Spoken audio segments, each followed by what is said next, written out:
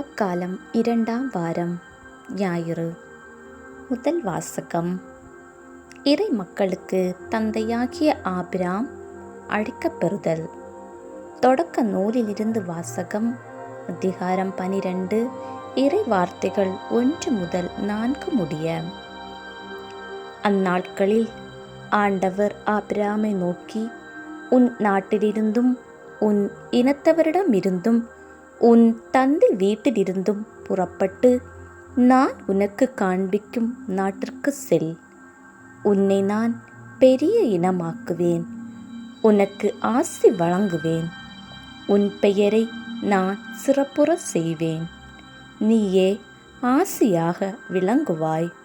உனக்கு ஆசி கூறுவோர்க்கு நான் ஆசி வழங்குவேன், உன்னை சபிப்போரை நானும் சபிப்பேன். உன் வழியாக மண்ணுலகின் மக்களினங்கள் அனைத்தும் ஆசி பெறும் என்றார். ஆண்டவர் ஆபிராமுக்கு கூறியபடியே அவர் புறப்பட்டு சென்றார். ஆண்டவரின் அருள் வாக்கு. கிறிஸ்துவே உமக்கு புகழ்.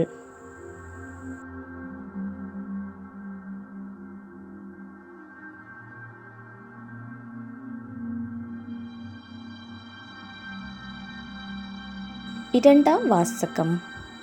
இறைவன் நம்மை அழைத்து நம் மீது ஒளி வீசுகிறார். திருத்தூதர் பவுல் தீமோத்தேயுவுக்கு எழுதிய 2ஆம் திருமுகத்திலிருந்து வாசகம். அதிகாரம் 1, இறை வார்த்தைகள் 8 முதல் 10 முடிய. அன்பிற்குரியவரே, கடவுளின் வல்லமைக்கேற்ப நற்செய்தியின் பொருட்டு துன்பத்தில் என்னுடன் பங்கு கொள். அவர் நம் செயல்களை முன்னிட்டு அல்ல, காலங்களுக்கு முந்திய தமது தீர்மானத்தின்படி கிறிஸ்து இயேசு வழியாக நமக்கு அளிக்கப்பட்ட அருளின்படி நம்மை மீட்டுள்ளார். நமக்கு தூய அழைப்பு விடுத்துள்ளார். நம் மீட்பராகிய கிறிஸ்து இயேசு உலகில் தோன்றியதன் மூலம் இப்போது அருள் வெளிப்பட்டுள்ளது. அவர் சாவை அழித்து அழியா வாழ்வை நற்செய்தியின் வழியாக ஒளிர செய்தார். ஆண்டவரின் அருள் வாக்கு. இறைவா உமக்கு புகழ். ஒளிரும் மேகத்தினின்று தந்தையின் குரலொலி கேட்டது. என் அன்பார்ந்த மைந்தர் இவரே, இவருக்கு செவி சாயுங்கள். நற்செய்தி வாசகம். இயேசுவின் முகம் கதிரவனைப் போல் ஒளிர்ந்தது. மத்தேயு எழுதிய தூய நற்செய்தியிலிருந்து வாசகம். அதிகாரம் 17, இறை வார்த்தைகள் 1 முதல் 9 முடிய. அக்காலத்தில் இயேசு பேதுருவையும் யாக்கோபையும் அவர் சகோதரரான யோவானையும் ஓர் உயர்ந்த மலைக்கு தனிமையாக கூட்டிக்கொண்டு போனார். அங்கே அவர்கள் முன் அவர் தோற்றம் மாறினார். அவரது முகம் கதிரவனைப் போல் ஒளிர்ந்தது. அவருடைய ஆடைகள் ஒளி போன்று வெண்மையாயின.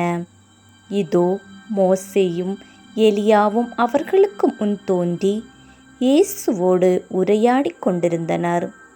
பேதுரு இயேசுவை பார்த்து, ஆண்டவரே, நாம் இங்கேயே இருப்பது நல்லது. உமக்கு ஒன்றும் மோசேக்கு ஒன்றும் எலியாவுக்கு ஒன்றுமாக 3 கூடாரங்களை அமைக்கட்டுமா? இது உமக்கு விருப்பமா என்றார். அவர் தொடர்ந்து பேசிக்கொண்டிருந்த போது ஒளிமயமான மேகம் ஒன்று அவர்கள் மேல் நிழலிட்டது. அந்த மேகத்தினின்று, என் அன்பார்ந்த மைந்தர் இவரே, இவர் பொருட்டு நான் பூரிப்படைகிறேன், இவருக்கு செவி சாயுங்கள் என்று ஒரு குரல் ஒலித்தது. அதை கேட்டதும் சீடர்கள் மிகவும் அஞ்சி முகம் குப்புற விழுந்தார்கள். இயேசு அவர்களிடம் வந்து அவர்களை தொட்டு, எழுந்திருங்கள், அஞ்சாதீர்கள் என்றார். அவர்கள் நிமிர்ந்து பார்த்தபோது இயேசு ஒருவரை தவிர வேறு எவரையும் காணவில்லை. அவர்கள் மலையிலிருந்து இறங்கி வந்தபோது இயேசு, மானிட மகன் இறந்து உயிருடன் எழுப்பப்படும் வரை இக்காட்சியை பற்றி எவருக்கும் சொல்லக்கூடாது என அவர்களுக்கு கட்டளையிட்டார். ஆண்டவரின் அருள்வாக்கு. கிறிஸ்துவே உமக்கு புகழ்.